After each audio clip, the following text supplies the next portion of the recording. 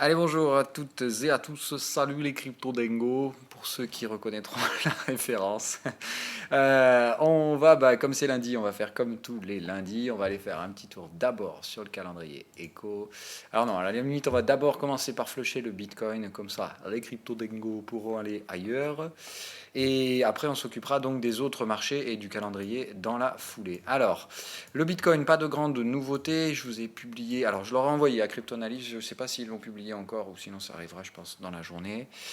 Donc je vais faire une redite encore une fois, comme chaque lundi. Je ne refais pas en doublette, hein. J'ai passé 20 minutes à la faire, leur émission, donc je ne vais pas reprendre 20 minutes pour faire la même analyse.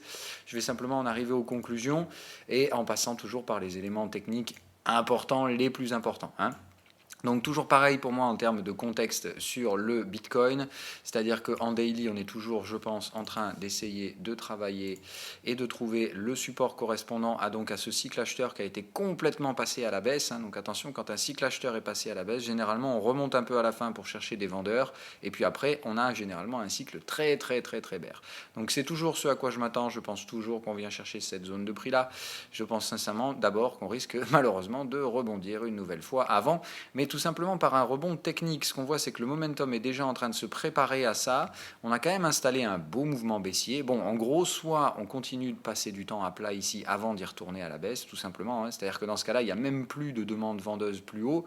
Les vendeurs se positionnent d'ores et déjà sur le support. Autant vous dire, dans ce cas-là, si ça passe, c'est une tendance baissière immédiatement derrière. La question pour moi, c'est vraiment juste de savoir si on fait ça, ou si on y va d'emblée. Donc voilà, hein, c'est toujours bien les schémas. Pour moi, je privilégie toujours celui-là. Je n'ai absolument aucune certitude que ce soit celui que le marché va choisir, hein. Voilà. Je ne fais que m'adapter à ce que je vois et à ce que j'ai en face de moi. Ce que j'ai en face de moi suggère qu'on pourrait déjà avoir quand même des petits rebonds pour pouvoir sécuriser les achats qui ont été pris la semaine dernière. Donc je pense que ces positions sont plus en risque maintenant, mais il faudra bien quand même surveiller que les éventuels signaux acheteurs qui pourraient arriver, et j'ai déjà vu qu'il y en avait un qui était en train d'arriver, que ces signaux-là ne soient pas débordés, hein. Il faut bien que maintenant les signaux acheteurs commencent petit à petit à changer pas le positionnement, mais à commencer un peu à renverser la vapeur tout doucement pour qu'on puisse retrouver un petit sentiment acheteur. Et puis derrière, je pense qu'on pourra sans problème se repasser au-dessus de quelques petites résistances sans que pour autant, je vous le rappelle, ça aille nécessairement très loin. Je ne pense toujours pas que ce soit le cas. Si on revient en 2 heures, donc voilà, l'objectif est pour moi les deux scénarios de la semaine. Donc le premier mouvement, c'est celui qui était plus ou moins prévu, c'est donc de revenir tester un peu cette zone-là, cette zone support là, voilà, avec je pense un objectif où on pourrait carrément même aller jusqu'à 6282 en début de semaine. Tout à l'heure, là, juste avant de commencer l'émission, quand j'étais arrivé, c'était en train d'essayer d'installer un cycle TP ici. Donc vous savez qu'en termes de, ça veut dire que sine wave là, voilà, oui, par exemple, il est là. Donc il est en formation ce cycle TP et il faut bien vous dire une chose, TP c'est pas une garantie. Ça veut dire que TP, il faudra penser à garder quand même le stop assez loin. Donc c'est trop tôt pour remonter le stop dans ce scénario-là. Donc je pense que franchement, on est toujours dans le même cadre. C'est-à-dire que là, au début de semaine, ça reste patience et un petit peu brouillon, à savoir que le premier cluster qu'on va tester, pour ma part, ça reste 50-50. Je n'ai aucune idée du trade qui pourrait être pris ici. C'est-à-dire que je pense que le ratio n'est pas suffisamment intéressant pour qu'un acheteur renforce ici. Pour un vendeur, gérer son risque, mais techniquement, cette gestion du risque aurait déjà dû être faite la semaine dernière. Donc normalement, vendeur, plus rien à faire. Acheteur, trop. Si c'est TP, c'est pas assez pour considérer un renfort acheteur en l'état. Je pense que dans ce cas-là, tout ce qu'on pourra espérer, c'est que ce TP donne une bonne probabilité que le support ici, en tout cas, entre cette zone-là et la zone support, on trouve donc un bottom pour cette semaine, ce qui serait une bonne chose, puisque ça nous permettrait, je pense, derrière d'aller remettre en cause le plus haut de la chandelle weekly précédente, qui serait donc dans ce cas-là le prochain objectif. Je pense déborder un peu, hein, c'est-à-dire essayer d'aller chercher légèrement plus haut. On a ce niveau-là qui se trouve vachement plus loin, pourquoi pas, hein, aller le chercher, mais je pense pas. Moi je vois qu'ici on a un bon gros cluster technique quand même avec ce haut de canal. Tout simplement, ça c'est une fourchette d'Andrews hein, que j'ai placée. On va aller la replacer d'ailleurs, voilà, parce qu'elle s'est déplacée, cette petite coquine. Hop, voilà, on met là et le bottom. Voilà, ça nous fait une fourchette d'Andrews. Vous voyez, elle passe à peu près par là. Encore toujours et pareil, hein, considéré comme des zones, c'est pas nécessairement le prix que vous devez immédiatement payer, tout ça, hein, voilà. Mais c'est vraiment bien, moi je considère ça comme ça. Donc c'est une zone dans laquelle, pourquoi ça bouge comme ça? Bon bref, donc c'est une zone. Voilà, dans laquelle ici je vois bien donc le cluster et je pense qu'on va aller ici, mécher un peu au-dessus pour traduire effectivement la neutralisation baissière. Ce serait bien qu'en weekly on arrive à casser le plus haut de la chandelle weekly précédente. Derrière évidemment s'en suivra très probablement un range complètement inintéressant de support, résistance entre donc je pense ici une pente qui restera quand même descendante pour la fin de semaine et cette zone bleue qui je pense une fois qu'on s'en sera extrait par le nord deviendra réellement un support. Donc toutes ces zones là qui pour l'instant sont résistantes, je pense qu'elles seront constituées comme des supports. D'ici la fin de semaine, c'est le scénario que je privilégie. La deuxième option, ici, le CTP qui ne s'imprime pas, ou alors TP et breakout baissier. Et dans ce cas-là, je pense qu'on se réintègre, on retournera dans la zone basse. C'est-à-dire considérer encore une fois ce canal. Ce qui est bien avec le canal, c'est que ça vous permet de trouver le sentiment. Pour vous dire, au-dessus, c'est plutôt, on a un sentiment bullish et on va aller chercher à aller voir le haut de canal. Et puis évidemment, toute sortie du haut de canal validera un sentiment haussier. Il va de soi que si on fait mumuse autour de la médiane et qu'on s'amuse à rebreaker à la baisse pour repartir dans la zone inférieure, ça veut dire que le marché il est toujours en forte demande vendeuse. Je vous rappelle que ce niveau-là, c'est the big one, on passe dessous, c'est game over. Donc à mon avis, il y a quand même le risque d'un scénario, mais dans ce cas-là, si je dois anticiper un rythme de marché pour le trader, c'est pas nécessairement de partir tête baissière direct dès que ça chute, de se dire ça y est, bear sauf qu'il peut, on vend tout. Non, non, je pense au contraire que si c'est ça qui arrive, il faut vraiment qu'on arrive à basculer sous le chandelier, sous le plus bas du chandelier de la semaine passée, et surtout arriver à installer quelques clôtures. C'est-à-dire qu'arriver ici, si on installe une ou deux clôtures, voilà, moi honnêtement derrière le pullback sur les 6200 ou 6100, ici dans cette zone-là en tout cas, je passerai vendeur. Voilà. Je pense qu'ici il y aura de nouveau un intérêt à reprendre une vente.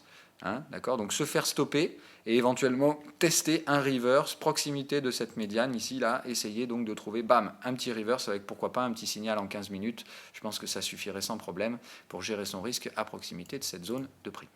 Ok, donc bien considérer la grosse zone bleue pour moi support, mais il va de soi que si on la casse, il faudra la considérer comme une zone de vente, c'est-à-dire que tout pullback là-dedans, ce sera à vendre pour réinstaller la tendance baissière et se diriger vers les mêmes zones de prix, hein, les 4005, 3005, mais par contre là avec un mouvement beaucoup plus baissier, et dans ce cas-là, vous imaginez très clairement qu'en daily, ça veut dire qu'on est toujours au sein d'un gros canal et on va continuer à glisser au sein de ce canal jusqu'à arriver au target. C'est une solution totalement envisageable. Maintenant, moi, en termes de rythme de marché, ça ne correspond pas à ce que j'attends sur des phases terminales de crack. Normalement, en phase terminale de crack, la volatilité se réduit. Et puis tout d'un coup, vous avez un énorme pic de volatilité qui signifie la fin. Voilà, c'est le pic de volatilité, celui où on démonte tous les stops.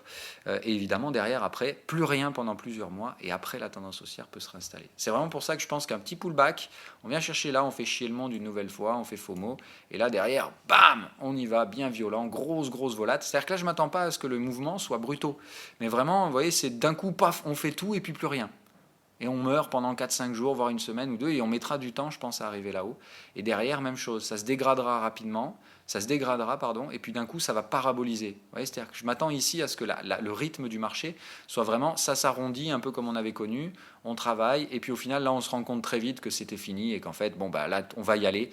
Et quand on se rend compte de ça, les prix ici deviennent vraiment paraboliques, et ça part, bam, et après on remonte, et c'est terminé. Et dans ce cas-là, cette zone-là, qu'on aura travaillé 3 fois en tant que support, et qui deviendra donc une résistance après, je vous rappelle, ça fait support, bam, ne jouera jamais son rôle de résistance. C'est-à-dire que moi, je pense que ce support-là, c'est le bon. Mais la question, c'est de savoir pour moi, on va quand même basculer pratiquement sur des prix divisés par 2 derrière. Donc, je ne pense pas qu'il soit rationnel, qu'il soit très intelligent de dire c'est bon, c'est le support, je l'achète. Par contre, je pense qu'après avoir fait la purge, on reviendra chercher ce support et on le reprendra probablement immédiatement en tant que support. Vous voyez, je pense que c'est vraiment V-bottom, paf, on revient là et après ce niveau-là, on le recassera pratiquement jamais. Donc, soit vous attendez qu'on ait fait cet excès et vous achèterez ce prix-là. L'acheter aujourd'hui, je trouve ça très risqué. Voilà. Ou alors, vraiment, il faut le faire avec des petits leviers. Des petits leviers. Dans ce cas-là, pas de souci pour des stratégies buy and hold. Et il faut être prêt, de toute façon, donc à encaisser au minimum un gros pic volatile comme ça. Mais si votre stratégie, encore une fois, c'est buy and hold, et que vous savez que vous n'allez pas pouvoir être devant les graphiques cet été, je pense sincèrement que le bottom, c'est pendant cet été, entre juillet et août. Et encore une fois, je ne maîtrise pas le timing, mais en termes de fourchette, voilà, ça donne 2 mois pour, je pense, se positionner vers un éventuel dernier pic de grosse volate dans des périodes de faible attractivité pendant que vous serez tous en vacances. Et autrement dit, si vous voulez partir en vacances tranquille, pas vous emmerder à regarder le Bitcoin, profiter de votre famille et éventuellement de vos enfants et tout ça, si vous en avez, franchement, à la limite, oui, faites un buy and hold maintenant avec un petit levier. Vous mettez des ordres conditionnels vers cette zone-là si les prix viennent pour attraper du Bitcoin pas cher. Et puis franchement, vous vous barrez, quoi. Et dans tous les cas, si votre stratégie c'est buy and hold, bon, bah, franchement, est-ce que ça vaut le coup de vous pourrir les vacances pour avoir le prix tout en bas et pouvoir faire le malin derrière? Non, si vous pensez vraiment que le Bitcoin va remonter, moi je peux comprendre maintenant qu'on est sur les phases terminales du crack, des buy and hold. Voilà. Mais ici, c'était pas buy and hold, encore une fois. Buy and hold, ça se fait sur un support. Je pense qu'on l'enfoncera ce support, mais si vous ne voulez pas surveiller le marché en temps réel pendant l'été, voilà, au pire, vous mettez une alerte. Hein. Sinon, vous faites ça. Voilà. Vous mettez une alerte. Bref, parenthèse refermée sur le Bitcoin et les crypto-monnaies. Pour moi, toutes les autres, je n'en parle même pas puisqu'elles dépendent intégralement du Bitcoin. Je pense que c'est lui le master pour l'instant, c'est lui qui drive les mouvements. En cas de remontée, on peut éventuellement assister au même schéma que la dernière fois, c'est-à-dire des altcoins qui performent très très très fort face au Bitcoin. Maintenant, pour moi, encore une fois, ça ne colle pas à la psychologie que j'attends. Je pense que si on remonte cette fois, c'est purement techniquement et ce sera plutôt le Bitcoin qui devrait tirer les restes.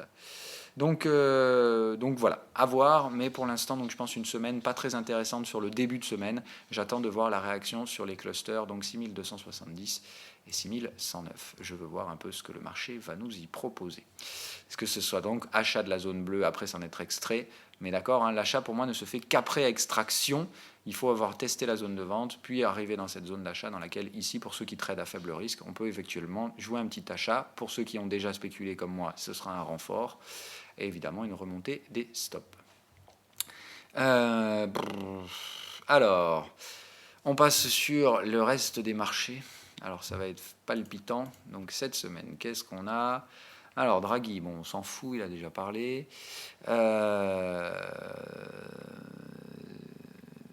Les minutes de la Fed, bon ça pareil, on s'en fout un peu. Bon, enfin, en gros, de toute façon, ah pardon, mais non, c'est les minutes de la Fed, pas de la Fed, je suis fatigué. Donc, les minutes de la Banque Centrale d'Australie. Redraghi, alors pourquoi il parle autant celui-là? Qu'est-ce qui nous casse les couilles? Il n'a déjà plus rien à dire, lui. Bon, donc on a des discours de banquiers centraux. Ah, mais d'accord, il parle tous les jours. Donc qu'est-ce qu'il y a? Il y a un consensus ou... Ok, donc semaine de discours de banquiers centraux. Bon, en même temps, ils ont tout dit la semaine dernière. Donc là, cette semaine, par contre, donc la BOE a noté jeudi.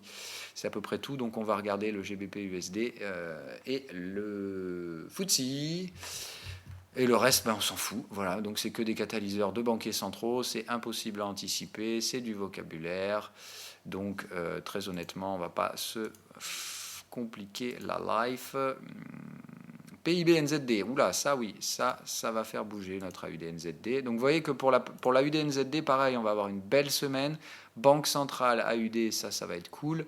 Je pense que ça peut aider à catalyser les mouvements que je recherche et surtout celui-là pourrait catalyser les franchissements de résistance. Donc ça me paraît absolument très intéressant d'aller regarder donc cette semaine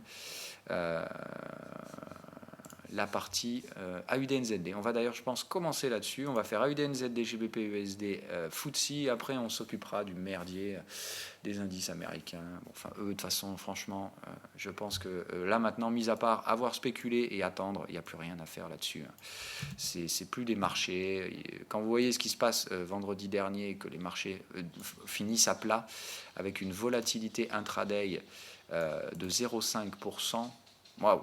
Moi, je vous dis honnêtement, en 8 ans de marché, j'en ai rarement vu des comme ça, sauf l'année dernière. Hein, mais l'année dernière, encore une fois, on va en parler après. Hein. Donc voilà, pour moi, là, ça accumule, on est pas mal. Attention peut-être à une petite poussée supplémentaire. Quand je vois la forme qu'on est en train de prendre, peut-être que voilà, les minutes demain, ça peut catalyser une petite baisse avant de remonter. Bon, quoi qu'il arrive, moi, la UDNZD, j'ai toujours ma vision purement haussière. Je ne vois pas pourquoi on changerait une équipe qui gagne. Donc j'attends, hein, voilà, c'est soit on va se positionner pour la Banque centrale, hop, ici, d'ores et déjà ici, ou alors la Banque centrale, on la passe comme ça, et la Banque centrale permet donc de favoriser le rebond, soit elle permet un petit excès baissier pour venir chercher ça, mais honnêtement, normalement, on ne devrait pas faire ça. Nous sommes en overlap de la vague 1, normalement, ici, on ne doit pas entrer, d'accord? Considérez bien une chose, en fait, au sein de la vague 1, on installe des zones, d'accord? Et normalement, vous voyez donc ici, les zones de prix qu'on a cotées sur la vague 1, c'est ça. Donc vous dites que normalement, ça, on ne doit pas rentrer là-dedans, pas installer de clôture. Maxi, effectivement, c'est ce qu'on a fait là, c'est-à-dire, bam, bam, on vient faire des petites mèches, mais normalement, ici, on ne doit pas y retourner. Ou alors, vraiment, je vous dis, sur un discours de banquier central, à cause d'une petite Voilà. Mais là, c'est des minutes. Donc normalement, c'est un papier, il va arriver, les robots l'interprètent immédiatement et le mouvement qui découle de ça est généralement le point de départ est généralement le bon. Donc j'ai tendance à penser que ça partira plutôt bam comme ça. On revient chercher la zone de volume précédente. Ça veut dire que très probablement release des minutes, AUDNZD prend 1,5% d'entrée de jeu et après on voit si on trouve les acheteurs. Mais pour moi, comme on est dans le sens d'une tendance haussière, le mouvement haussier catalysera la suite, c'est-à-dire que dès que ça paye, tout le monde re-rentre dans le marché. Ceux qui tradent à fort risque, comme moi, on aura acheté en bas, en anticipation. Évidemment, nous, on prend le risque de se faire dézinguer si ça continue. Mais évidemment, je pense que les autres, ça va être bam, ici, on va attraper la UDNZD. Moi, ici, il va de soi que c'est là où je renforcerai. J'ai gardé, bien évidemment, du levier sous le coude, post-release. Voilà. Et donc, il faut être conscient. Donc là, on a l'AUD, c'est quand la Banque centrale c'est demain, du coup, c'est ça? Non, c'est cette nuit. What the fuck? Alors, attendez, on n'est pas potes là. Il y a des stats qu'il ne m'a pas donné là. Il me dit un peu. Attendez. Donc, c'est cette nuit. Pourquoi je ne les ai pas ici? Putain, ça me gonfle. On ne peut pas imaginer. Alors.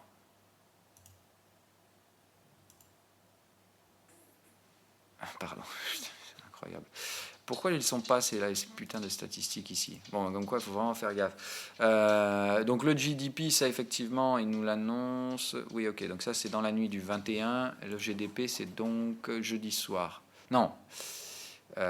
Mercredi dans la nuit. Donc mercredi dans la nuit, dans la nuit de mercredi à jeudi, on aura donc le PIB. Donc voilà, moi je m'imagine bien, franchement, les minutes, bam, ça nous ramène là, on monte un petit peu, bam, deuxième boom sur le PIB. En gros, on reprend la tendance où l'AUD a plutôt tendance à s'apprécier et le NZD à se déprécier. Et dans ce cas-là, on réinstalle notre belle tendance et on va avoir donc deux shoots, le shoot AUD et le shoot NZD au sein de la même semaine. Donc ça peut permettre très probablement d'installer des vagues étendues, c'est-à-dire probablement, hop, on part, on active, et voilà, et on pousse. Je vous rappelle que là, on est dans une vague 3 étendue. Normalement, on est au départ de la vague étendue, donc c'est là que je vais mettre le max de levier sur l'AUD-NZD. Maintenant, je vais attendre des confirmations pour... voilà. Mais il va de soi que là, tout franchissement de résistance, c'est renfort. Hein. Donc là, on vient ici, renfort, ici, renfort, ici, renfort, et à partir de là, éventuellement, commencer en fonction des signaux à en encaisser une partie. Mais normalement, moi, dans une vague étendue, on fait très peu de pullback, ce qui fait que moi, tant que mes stops ne sont pas en risque, je ne prendrai aucun partiel, sauf s'il y a des exits et des trucs du genre, mais ça ne devrait pas arriver normalement dans une belle tendance haussière. Allez, on continue. On a donc dit GBP USD. Alors ça commence à me péter les burnes, mais c'est comme ça. Bon, le problème là, c'est le dollar, encore une fois. De toute façon, le dollar, pour moi, c'est un problème depuis un bon moment. Donc, on est dans la structure de consolidation étendue, mais je pense qu'on reste quand même dans un marché haussier. Bon, de toute façon, moi, ça, c'est pas une structure de tendance. Hein. Pour moi, ça reste une structure de conso. Maintenant, la grande question, c'est de savoir est-ce qu'on va réussir à tenir enfin cette saloperie de bottom ou est-ce qu'il faut vraiment aller plus bas. Moi, je pense que c'est bon, mais encore une fois, il y a ce problème du dollar. Ils nous pètent les burnes. Les Américains sont en train de foutre en l'air le marché avec leurs actions de prix débilos et ultra conservatrices. Parce que, en fait, le conservatisme de domaine. Non, ce mot n'existe pas, mais l'aspect conservateur qui est en train de prendre la politique américaine est en train de foutre un merdier incroyable sur les marchés financiers. Ça fait des arbitrages dollars dans tous les sens. Enfin voilà. Bon, donc il faut faire attention. Au bout d'un moment, cette belle mécanique, quand même, elle va se renverser. Hein. C'est-à-dire que quand les gens font tous la même chose, au bout d'un moment, ils s'arrêtent. Hein. Voilà. Donc le dollar va quand même falloir se calmer, je pense, au bout d'un moment. Je pense que c'est l'analyse qu'on va faire aujourd'hui. Voilà. Pour moi, le DXY, on n'a rien à foutre là. Ça, c'est pas une consolidation suffisante. Mais par contre, il me semble qu'on devrait avoir donc une nouvelle vague consolidante. D'ailleurs, ce beau cycle bear sur le dollar devrait me permettre de pouvoir déclencher l'ensemble des scénarios qui sont pour l'instant bloqués à cause de cette saloperie de dollar, c'est-à-dire le GBP USD, notamment puisque l'eurodoll pour l'instant ne m'intéresse donc plus. L'euro-yen, bon, le scénario est lancé, no comment. La UDNZD, j'espère que ça va se lancer cette semaine. Voilà pour la partie Forex, c'est un peu tout ce que j'ai à dire. Pour le FTSE maintenant. Donc voilà, hein, FTSE, no comment là également. Est-ce que tout se passe bien? Non, pas du tout. En fin de semaine dernière, on vous vend du rêve, le FTSE se repète la gueule, on se redirige vers les supports. j'ai renforcé le FTSE, point barre. Ça, c'est une vague 1, ça, c'est une vague 2, ça veut dire qu'on est en vague 3 et il faut vous attendre à ce que ça fasse BAM et qu'on descende au moins jusque-là. Et après, on consolidera à plat avant d'aller là. On est sur des structures ending diagonal divergent, c'est-à-dire que là, quand on part, on ne s'arrête plus et les consolidations au milieu se font en dynamique. Donc là, c'est la dernière fois qu'on a latéralisé. Je pense que FTSE, c'est à la cave. Et quand je dis à la cave, c'est moins 12, enfin moins 10, hein, et comme sur tous les indices. Voilà, pour moi, c'est ça qui nous attend, quoi qu'il arrive. Donc FTSE, je viens de renforcer, enfin j'ai renforcé en fin de semaine dernière, donc tout est bon. Le scénario est en cours de validation. J'attends maintenant que les Américains nous lâchent la bride, enfin, et nous foutent la paix avec leur putain de manipulation sur le dollar. Enfin, manipulation, c'est pas des manipulations, mais comme tout le pognon va sur le dollar, ça fait monter les capitalisations boursières. Parce qu'en fait, il faut que vous compreniez la magie actuelle dans laquelle on est à Wall Street. Quand le dollar baisse, ça attire les capitaux, donc ça fait monter les valorisations boursières. Quand le dollar monte, c'est que l'économie est en bonne santé. Dans ce cas-là, achetons des actions américaines. Donc en fait, vous avez bien compris, rien ne fait baisser les actions américaines, sauf que d'un coup, forcément, il y a un truc qui va chier, on ne sait pas trop où, et puis ça va tout tomber, tout le monde va se rendre compte que au final, ça ne marche pas comme ça, un marché, et que malheureusement, il va falloir relâcher les gains. Donc moi, c'est comme ça que je pense, encore une fois, parce que vous ne pouvez pas avoir tous les effets positifs d'un taux de change. Voilà, c'est pas possible. Donc encore une fois, c'est bien, c'est une mécanique qui a duré quand même depuis plusieurs mois, là, mais cette mécanique, elle va se terminer. Hein. C'est-à-dire que les États-Unis ne vont pas indéfiniment siphonner le monde entier pour supporter leur hausse indicielle. Voilà. Hein. L'économie américaine, elle va pas trop mal, mais elle est clairement sur un sommet pluriannuel, et on n'attend que de savoir si c'est ici ou si c'est 2 ou 3% plus haut, entre guillemets. Hein. Voilà, la stratégie, c'est ça. Mais comme l'argent commence à coûter de plus en plus cher, la Fed a bien monté ses taux. Allez, on y va, on retourne sur le gros machin, sur le gros bordel. Donc pourquoi, comment, qu'est-ce qui se passe à Wall Street, hein, toujours pareil. Pour moi, c'est le scénario du moment que c'est le scénario que j'ai envie qu'il se déboucle, parce que je le veux, ce swing, il va être intéressant. Donc voilà, alors il faut vous rappeler le contexte de la fin de l'année dernière, début de l'année. Bon, du grand n'importe quoi, hein, au début de l'année, tout le monde monte, on ne sait pas pourquoi, je veux dire, même les analystes se posaient la question, c'est dire, et puis d'un coup, aïe, bon voilà, ça merde dans la soupe. À l'époque, ici, c'était non, on ne vend pas tant qu'il n'y a pas de signal de vente. Franchement, je vous jure, moi j'avais noté 2-3 phrases qui étaient absolument d'anthologie. C'est-à-dire que plus personne ne savait pourquoi ça montait, mais la règle d'or, c'était on ne vend pas ce marché tant qu'il n'y a pas de signal de vente. Bon, autant vous dire que ça a été magique derrière quand ils ont tous mis à courir après les prix. Mais bref, donc l'année dernière, au début d'année, qu'est-ce qui a fait baisser le marché? C'était donc l'inflation. C'est-à-dire qu'en fait, le marché n'avait plus peur de rien, et puis d'un coup, oh là là, mon Dieu, l'inflation, la Fed risque de nous faire 4 hausses de taux pendant l'année. Bon, au final, on va les avoir, les 4 hausses de taux. Donc, qu'est-ce qu'on fout ici, j'ai envie de dire? Si le risque de 4 hausses de taux, ça a fait ça, maintenant qu'on va les avoir à pratiquement 80% de chance, pourquoi on est de nouveau sous les résistances? Je pense encore une fois qu'on est en train de bien prendre les gens pour des imbéciles, et que ce qui nous attend, c'est malheureusement une belle réplique de ça, un peu plus grosse évidemment, puisque cette fois tous ceux qui n'ont pas pu prendre part à ce mouvement-là vont sauter dans le train. Donc attendez-vous quand même à un rythme de marché plus faible, hein, parce que plus de volume demandé nécessitera plus de mouvements de prix, mais par contre, attendez-vous à ce que, très franchement, pour ma part, ça se produise. Donc je reste toujours dans ce scénario, mais j'attends, tout comme on disait à l'époque, les signaux de vente. Voilà, donc moi les signaux, je les ai par rapport aux indicateurs, mais encore une fois, les indicateurs sont précurseurs, ils anticipent des choses qui, par définition, sont inanticipables, donc évidemment, ils peuvent se tromper. Moi, ils me disent de vendre à partir de là. Bon, il se trouve qu'on est allé un peu plus haut pour faire les malins, mais que maintenant, à mon avis, la fête est finie, il n'y a plus de punch dans le bol, on va commencer à regarder la tronche des gens qui ne veulent pas rentrer chez eux. Bref, donc, pour moi, baissier, maintenant, je vais attendre de voir, d'en avoir un petit peu plus sous le coude. Voilà à quoi ressemble la chandelle weekly précédente. Vous avez compris le thème de cette semaine, ça commence direct au sud. En weekly, ça y est, l'oscillateur passe négatif, mon Dieu, enfin. Donc petit à petit, les signaux commencent à arriver, donc on est bien dans un cycle baissier de sine wave. On est bien, en plus de ça, dans un momentum baissier et on commence à retrouver un sentiment où les prix commencent à s'y mettre aussi. Autant vous dire que si on a les trois conjugués, ça va cartoucher au sud et je ne vois pas la moindre raison que ce ne soit pas le cas.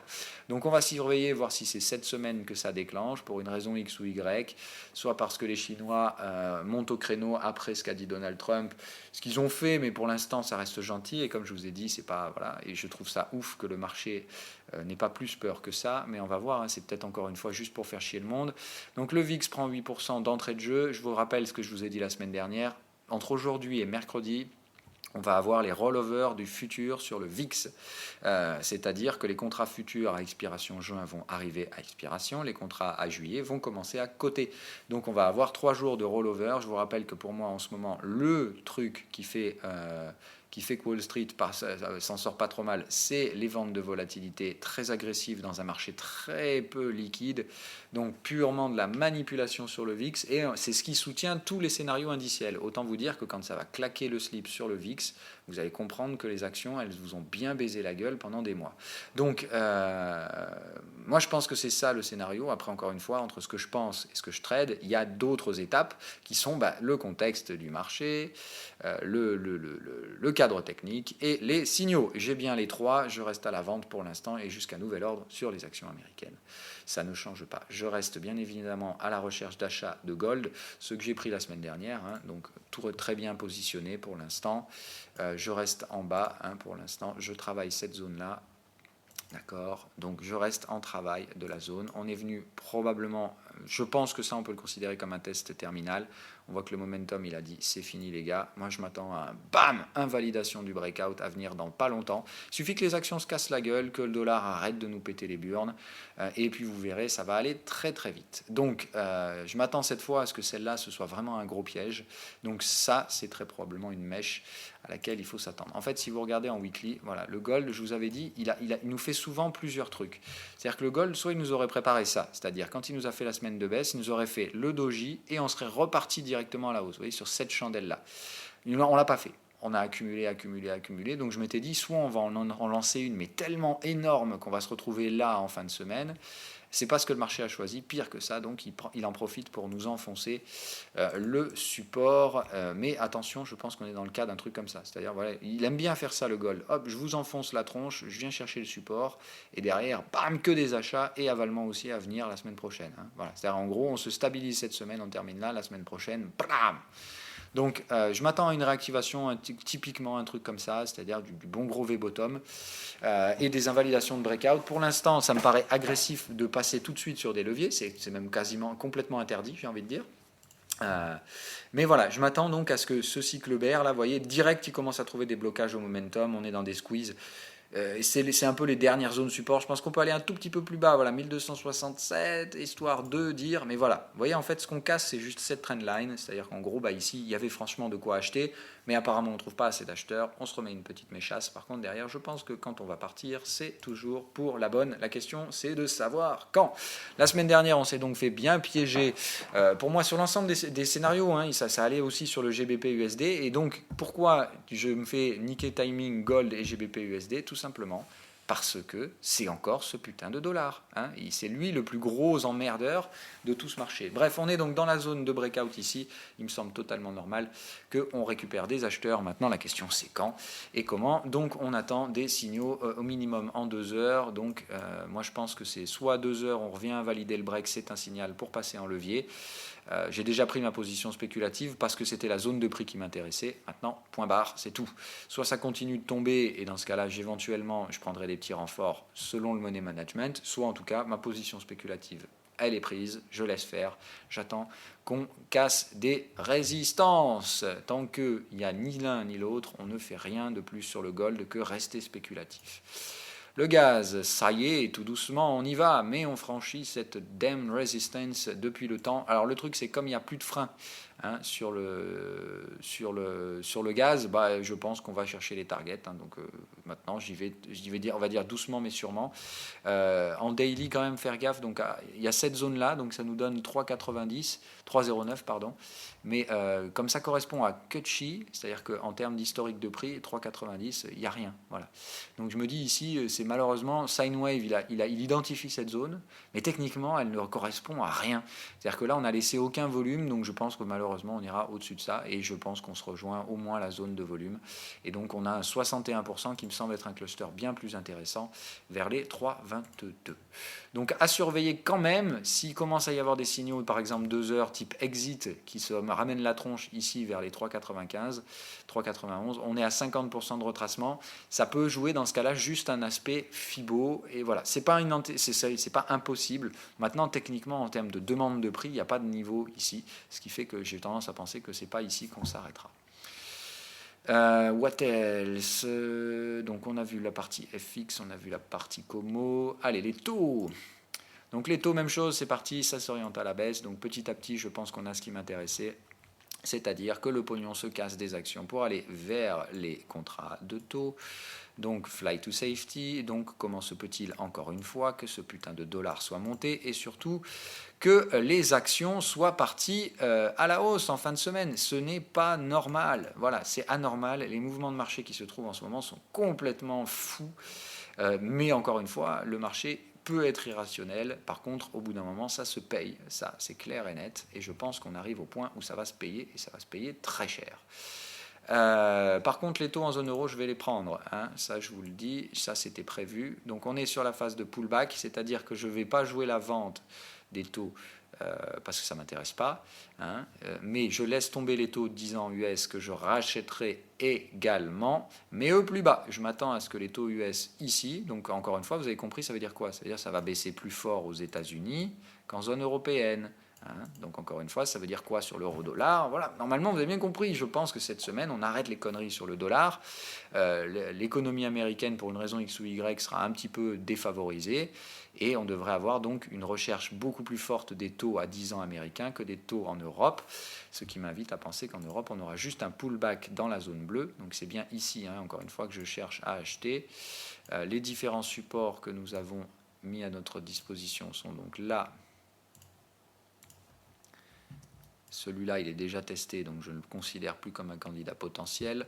Là et là, donc pour moi, ça donne vraiment deux zones là. C'est vraiment pour moi ces deux-là. Donc je dirais cette zone vers les 33-34. Un 10 ans allemand ici, waouh, moi honnêtement, je le prends. Encore une fois, hein, c'est comme là, quand on était ici, c'est des prix mais tellement stupides, ça correspond à rien. Alors ça rebaisse parce que Draghi a dit ça va, la pompe Afrique va continuer jusqu'en décembre.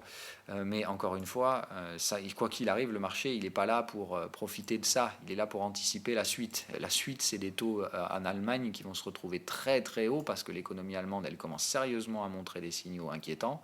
Donc autant vous dire qu'au bout d'un moment, quand la BCE va arrêter d'acheter du Bund, il n'y a plus grand monde qui va nécessairement en acheter. Moi aujourd'hui, si je dois prendre du 10 ans en Europe, ce sera plutôt du 10 ans français que du 10 ans allemand, qui me semble plus stable en termes d'économie. Bon, autant je ne suis pas un fan de Macron, mais le marché l'adore. Hein, voilà. Bref, donc VIX, no comment. Hein. Pour moi, on y va comme sur les marchés américains. La grande question, c'est de savoir si ça va couiner avant les expirations, c'est-à-dire sur la période de rollover, ou si c'est déjà game over, entre guillemets. Ceux qui ont vendu la volatilité sur le mois suivant ont déjà revendu leurs contrats à qui voulait bien les acheter à ces prix stupides, et ils sont déjà en train de se positionner dans ce cas-là à l'achat sur l'échéance suivante. C'est l'option numéro 1. Soit il y a de gros spéculateurs qui ont vu ça et qui vont piéger tous ceux qui ne sont pas encore sortis. Option numéro 3, tout se passe bien jusqu'à mercredi. Hein, on profiterait alors des banquiers centraux qui pourraient, pour une raison X ou Y, encore une fois, voir le verre à moitié vide ou à moitié plein et dire bon, mais c'est pas trop mal. Et puis ça pourrait permettre au marché de ranger un peu la zone de prix plutôt que de partir direct plein sud. Mais dans ce cas-là, ce sera encore une fois lié à une seule chose, les manipulations de volatilité. Je pense que pensez toujours qu'il y a des thèmes, ok? Le thème de la fin de l'année, fin d'année, début d'année, c'était de se dire combien de hausses de taux, l'économie va bien, les résultats d'entreprise sont bons, mais voilà, en gros, est-ce que la Fed va durcir le ton? C'était ça la question. Quand on a vu l'inflation commencer à pick-up, on s'est dit « Oh putain, merde, la Fed va nous donner 4 hausses de taux, le marché a paniqué, a fait moins 15 ». Faut vous attendre à ce qu'aujourd'hui on ait le même genre de délire, sauf que pour moi le délire c'est la volate. C'est-à-dire qu'après avoir manipulé 3 fois la volate, on va se dire ok, au bout d'un moment, est-ce qu'on n'a pas sous-estimé les facteurs de risque? Et puis d'un coup on va se dire oh merde, mais mon Dieu, mais on a complètement sous-estimé les risques. Ah, le VIX qui explose, les actions s'écroulent. Vous voyez, c'est encore une fois toujours pareil, on vous expliquera pourquoi après. Hein. Donc moi c'est pas ça qui m'intéresse. Donc je pense que le nerf de la guerre en ce moment, c'est pas la Fed, c'est pas réellement les taux, l'inflation et tout ça. Je pense que c'est le pricing de la volatilité qui est réellement un problème. Et je pense que c'est là qu'au bout d'un moment, le marché va tourner ses yeux quand il faudra regarder ce qui ne va pas. Alors, le Hang Seng, c'est fermé aujourd'hui, hein, d'accord. Donc à Hong Kong, pas de session. Regardez où on en est. Hein, encore une fois, ça n'annonce pas franchement des choses très joviales pour la réouverture de ce marché. Je m'attends donc à ce que demain matin, eux, ils gapent ici sous les supports. Donc ils vont ouvrir avec un bon petit gap de -2 et probablement vous enfiler un -3 derrière. Donc vous avez compris, cette nuit-là, donc demain matin, on risque de se réveiller avec des gros gaps à cause des Chinois qui risquent, eux, de s'en prendre un aussi assez costaud. Et de poursuivre derrière. Donc à surveiller, c'est peut-être la Chine qui pourrait permettre de déclencher le merdier de la volatilité. J'aimerais bien en tout cas que ce soit le cas personnellement. C'est à peu près tout ce que j'avais à dire. Donc les repos, voilà un repo 2%, nous y voilà, ça y est, c'est officiel, game over. Pour le financement à court terme, on y est. Voilà, les taux de la Fed ont dépassé 2%. Le repo, très logiquement, va s'installer au-dessus. Donc 2%, ça va devenir le médian, hein, donc le prix moyen d'obtention d'un repo à court terme. Et autant vous dire que ça va niquer tout le délire spéculatif, je pense. Voilà, pour aujourd'hui, je pense que c'est à peu près tout. Donc cette semaine, surveillez donc les déclenchements, toujours pareil, des mêmes scénarios qui ne veulent pas jusqu'à présent. Donc pour moi, c'est donc attendre un déclenchement baissier de l'euro-yen par enfin un pick-up du yen. Le dollar qui devrait arrêter de nous péter les burnes. Donc l'USD-yen peut être joué comme un vecteur, même si pour ma part, bon... À court terme, ce sera probablement l'USD-yen plus performant que l'euro-yen. Mais en termes de construction du prix, je pense que l'euro-yen était bien moins risqué à prendre que l'USD-yen. Maintenant, j'attends que le GBP-USD décolle enfin avec l'arrêt des conneries sur le dollar. Et c'est à peu près tout ce que je vais surveiller. Avec le gold valide, les bottoms pour pouvoir renforcer les positions spéculatives. Le reste, que dalle. Voilà. Alors General Electric, je me demande si je ne vais pas sortir quand même au bout d'un moment, parce que celle-là je la garde, mais là ça devient un peu dangereux. Donc il va de soi qu'aujourd'hui quand même, ouh putain ça j'avais pas fait gaffe. Alors ça je l'avais pas vu. Bon alors donc General Electric je vais la garder, hein, voilà, parce que là exit confirmé, donc ça peut n'être qu'une petite bougie merdique à la con. Si ça chute de toute façon à Wall Street, vous pouvez être sûr que le General Electric, ça va être recherché. Parce que ça fait partie c'est pas des actifs refuges, mais c'est un secteur qui généralement attire les capitaux dans les phases de stress et de volatilité. Et puis General Electric, c'est tellement pas cher que honnêtement, je pense que ça va attirer des capitaux. Donc je reste quand même là-dessus. Hein. Voilà, moi ce truc-là, je reste. J'ai pas de stop hein, de toute façon sur le General Electric. Je vous l'ai dit, j'ai déjà payé mes gains ici. J'en garde du General Electric parce que je pense qu'on va venir là et qu'après on pourra même aller plus haut que ça. Donc je la garde elle en valeur de croissance, même si encore une fois, c'est pas le timing normalement pour faire ce genre de truc. Mais comme on est en fin de cycle, c'est des valeurs qui sont recherchées comme sécurité. Hein, encore une fois, pourquoi ? Parce que quoi qu'il arrive, même en récession, vous avez quand même besoin de foutre de la lumière chez vous. Hein. Donc c'est con, mais c'est comme ça. Bref, parenthèse refermée, tout ça, on en parlera bien plus tard. On va jeter un coup d'œil quand même sur la tronche des actions US que je voulais dégommer. Ouais.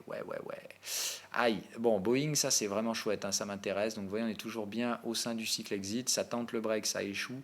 Là, on recommence à partir bear. Boeing, ça rentre en portefeuille, hein, ça re-rentrera. Amazon, ça non, aucun signal. Netflix.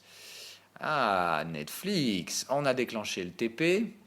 On est dans le haut de canal, c'est-à-dire qu'on est dans la zone technique. On a une petite div de momentum, mais franchement, c'est quand même encore un peu maigre. Mais ça, ouais. Là, moi, je mets une alerte. Netflix, dès que ça pète un support, short qui peut. Allez. Je vous rappelle, ça, c'est une bulle. Hein. Donc ça, quand on chope le short, c'est bam. Hein. Il faut pas récupérer les gains 2% plus bas. Hein. NVDA, ça bloque, mais ça nécessite un signal de vente. Facebook, c'est bear, ça c'est bon, double bear sur Facebook, sur le sommet historique, ça tente de passer, allez, avalement baissier, alerte. On va faire ça immédiatement, on va pas perdre notre temps. Donc ça va être hop. Donc effectivement, je veux une clôture sous le plus bas du chandelier, validée le soir. Et c'est parti. Voilà. Donc une alerte à mettre. Pro Alerts Custom. Donc avalement. PC. Facebook. Alors j'ai même envie de dire non. Alors, on va la faire autrement. Je veux être alerté direct, même pas à la clôture.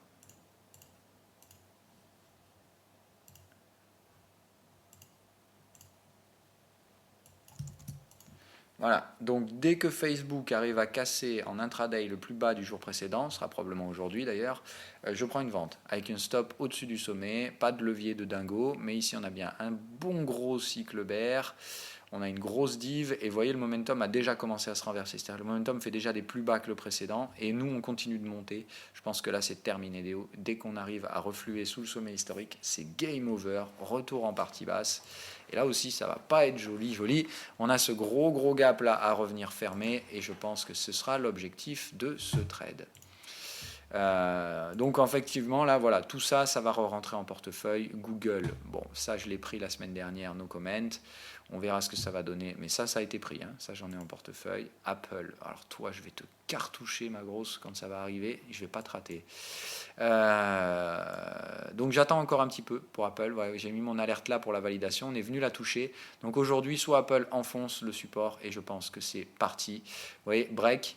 Fin sur la zone de target, là c'est en gros on range dans cette zone là. Le problème c'est que comme on est dans la fin de la structure du range, je pense malheureusement que là c'est le signal où on retourne en partie basse et on cassera, ce qui fait que Apple pour moi c'est terminé, direction 120 à partir de 180, autant vous dire ça va swinger et ça va pas plaire à ceux qui détiennent cette saloperie hors de prix. Alors encore une fois, bon, je sais c'est un peu biaisé, j'aime pas Apple, mais encore une fois, je ne serais pas contre des achats d'Apple, mais à des bons prix. Voilà, pour moi, 120, 130 sur Apple, c'est des prix très intéressants.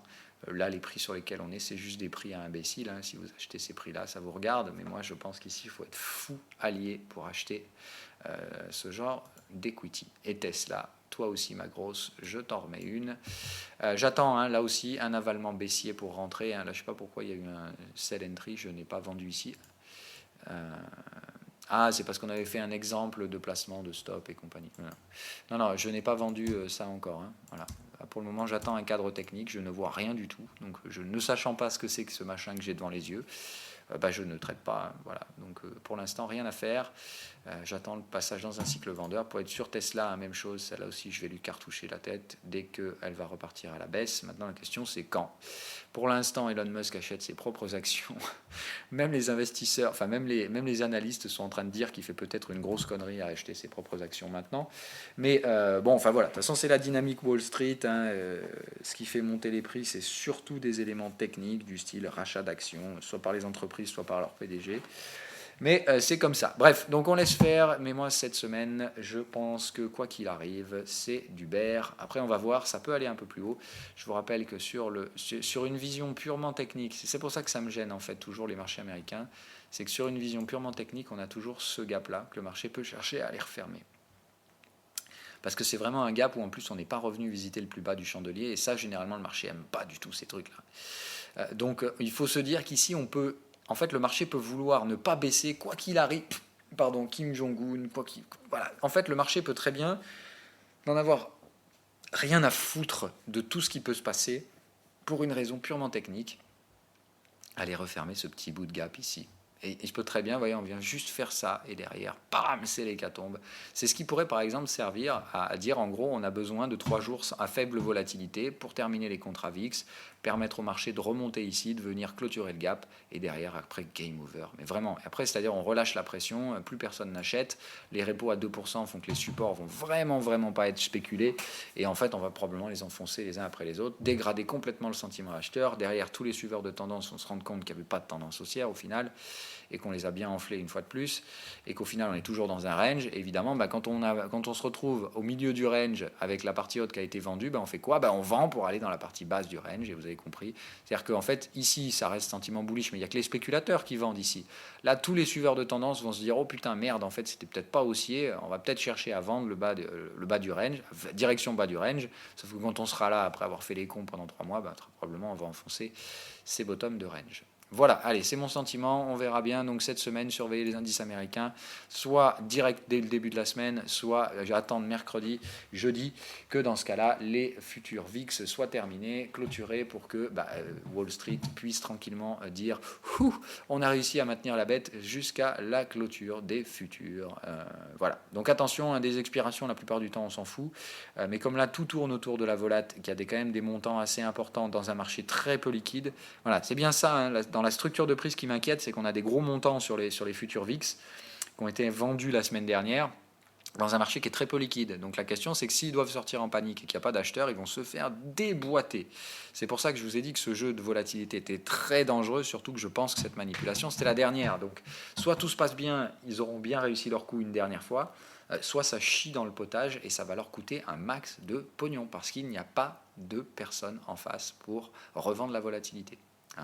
Donc il faut être conscient que si les mecs qui l'ont vendu sont obligés de se racheter en panique, ils vont devoir revendre, il faut devoir racheter à des prix exorbitants, puisque personne ne sera là en face pour être leur contrepartie. Allez, bye bye et bonne semaine. On va répondre aux questions. Pardon, j'allais oublier. Alors,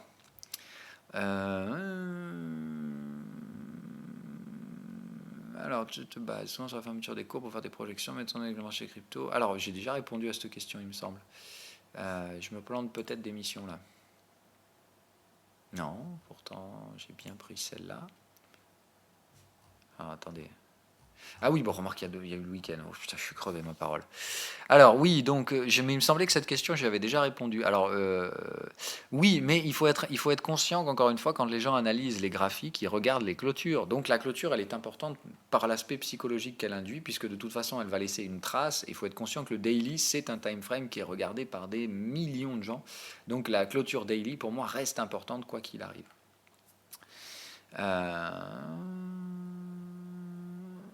Alors, quand le travail est mis dans une entreprise, j'ai posé travail dans le commerce, au travail rendu presque impossible pour devenir jusqu'à ce que je tombe.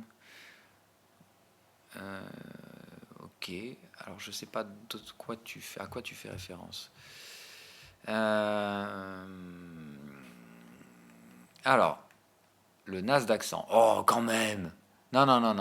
Alors là, moi, on est bien d'accord. Ce genre de questions, alors il n'y a jamais de questions stupides, mais par contre, là quand même, d'abord, un petit coup de Google avant, c'est vrai. Moi, je suis là pour répondre aux questions où vous ne trouvez pas franchement les réponses évidentes, mais là quand même, le Nasdaq 100, quand tu vois que j'en entends parler, que j'en parle toutes les émissions,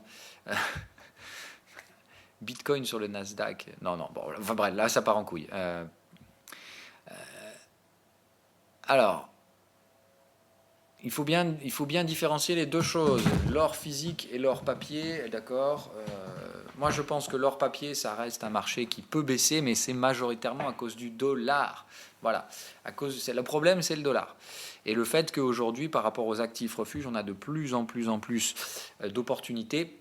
Maintenant, je m'attends à ce que le gold explose dans la prochaine phase de stress si elle arrive, pour une raison toute simple, c'est qu'avant, la couverture, c'était la volatilité. Seulement là, comme on vient de faire les cons sur la volate, et je vous rappelle, on va avoir l'effet qui se coule, le double effet qui se coule, c'est-à-dire qu'il va falloir à la fois recadrer le marché, donc retrouver de la volatilité, donc refaire monter le cours du VIX, et en plus catalyser les contre-pieds de tous les connards qui l'ont vendu depuis un bon moment. Donc ça va être vraiment double effet qui se coule, qui malheureusement va faire en sorte que je pense le VIX va exploser et très probablement ne sera plus rentable pour de la couverture, ce qui fait que les gens vont devoir vendre les actions. En partie, ils ne vont pas sortir complètement du marché action, mais ils vont se délester un peu en action. Et tout ce cash, il va bien falloir aller le mettre quelque part où ça va probablement performer. Et ne pouvant pas le mettre dans la couverture, je pense que très probablement, ce pognon risque d'arriver dans les actifs refuges, le gold, le yen. Et c'est pour ça que je pense que le yen va exploser, de même que le gold. Mais voilà, vous avez bien compris le principe.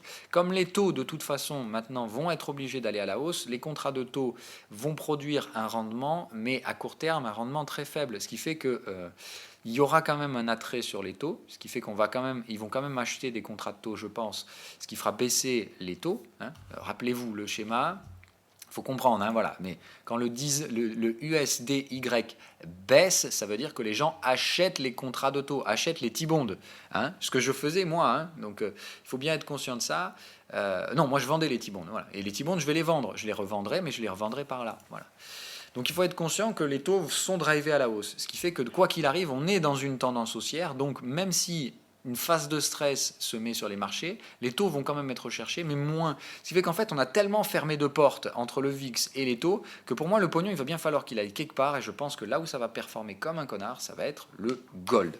Donc c'est pour ça que j'attends une très forte hausse sur le gold, même si je vous le rappelle, une fois qu'on va arriver à 1430-460, pour moi, le gold, je repasse vendeur swing, c'est-à-dire vendeur pour plusieurs trimestres derrière. Hein. Voilà. Mais ça, que ce soit clair, c'est bien un scénario que normalement, j'espère, vous avez déjà en tête. Le paiement du stop avec chiffres. Alors, les patterns de Wyckoff, je connais, mais encore une fois, voilà, moi, ça ne m'intéresse pas, ces trucs-là. Sur quel canal tu as parlé de la sortie du gold, car je l'ai loupé. Alors, dire de sortir du gold. Ah oui, c'était dans Discord. Dans Discord. Je ne sais pas si je suis allé le poster ailleurs, mais effectivement, on avait des signaux extrêmement inquiétants sur le gold. Hein. Ici, là, en 2 heures, ouais, hop, bam, ça repassait double bear, et vous voyez, ça n'a pas raté hein, derrière. Ça nous flush. Moi, je suis sorti par là, heureusement. Je sentais venir le vinaigre, et là, bam, voilà. Donc, bon, je suis désolé si tu l'as raté, hein, encore une fois, je fais ce que je peux quand même. Mais c'est vrai que des fois, je ne prends pas le temps d'aller le poster sur tous les canaux. Si tu l'as raté, bah, normalement, tu t'es juste fait déclencher un stop. Hein. C'est-à-dire que moi, je suis sorti plus tôt. Toi, au pire, tu as dû te prendre un stop. Mais normalement, il y avait un stop dans tous les cas sur le scénario. Hein. Voilà. Pas ici. Hein. Ça, c'est des restes. Voilà. Question suivante. Pourquoi se positionner maintenant sur le Bitcoin sans attendre la validation bullish avec dépassement de la résistance? Oui, si, ça c'est une autre option. Hein. Encore une fois, tout dépend des niveaux d'agressivité que vous avez. Moi, le niveau d'agressivité que j'ai dans ce marché-là, c'est très agressif. Donc moi, il va de soi que j'attends le bottom. Moi, c'est ici que j'achète. Enfin, c'est en dessous que j'achète. Ici, je n'achète pas. Ça ne m'intéresse pas. Mais je peux comprendre encore une fois que si on vient ici, pour moi, après, si vous achetez là, pourquoi pas, si on joue les franchissements de résistance, moi là où je pense qu'il faudra surtout pas faire les imbéciles, c'est là, parce que c'est ici qu'encore une fois, tout le monde va faire faux mots débiles, dire ah ouais, mais du coup on n'arrive plus à casser les supports, on revient chercher les résistants, donc c'est qu'on va casser. Voilà. Non, en fait, vous serez encore en train d'acheter sous résistance, ce sera la pire des choses à faire. Donc non, je pense vraiment patience, et soit le marché dégueule, soit le marché se reprend et dégueulera pour ma part ensuite, quoi qu'il arrive. Pour moi, c'est patience sur le Bitcoin. J'ai dans la tête depuis plusieurs mois que ça se produira cet été. Le schéma de marché que j'ai sous les yeux me laisse à penser plutôt effectivement, plutôt fin juillet, août. Hein. D'abord, on remonte là pendant quelques semaines, on rebaisse bien brutalement, on se fait la fin verticale et on vient chercher nos zones support et derrière, après, game over. Ici, on trouvera très fortement, ici, je dis, ce sera probablement V-bottom, ce qui fait qu'on n'y passera pas 107 ans. Ce sera le même genre de price action qu'ici. Ça chute très fort, et puis derrière, on trouve, et après, on remonte. Et on n'en parle plus. Donc moi, dans cette zone-là, il va de soi que j'achète. Si on me propose le Bitcoin, je le prends. Et encore une fois, est-ce qu'on va réellement y aller? Je ne sais pas, mais je pense. Oui, voilà, massacre complet du gold. Mais encore une fois, c'est pas dû au gold, c'est dû aux manipulations du gold. C'est-à-dire que moi, je sens bien que le marché, on fait tout pour fermer toutes les portes, pour que l'argent n'aille que dans les actions. Mais le problème, c'est que le jour où cette mécanique va s'inverser, on aura tellement manipulé ces marchés que le pognon va affluer là-dedans, dans le VIX, mais à l'achat cette fois, et dans le gold. Voilà, puisque ces deux-là ont été clairement très pénalisés. Ces derniers temps.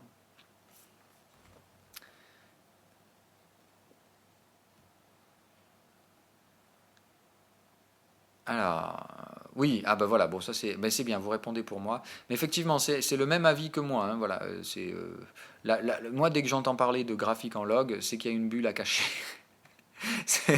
J'ai même envie de dire c'est un signal de contexte. Quand vous voyez que les traders ont envie de passer en log sur un graphique, c'est que ça va mal tourner derrière. Mais bon, bref, voilà. Parenthèse refermée. Allez, toutes les questions y sont passées, si je ne me trompe pas. Donc je vous souhaite une bonne semaine. On se retrouve demain. Bye bye.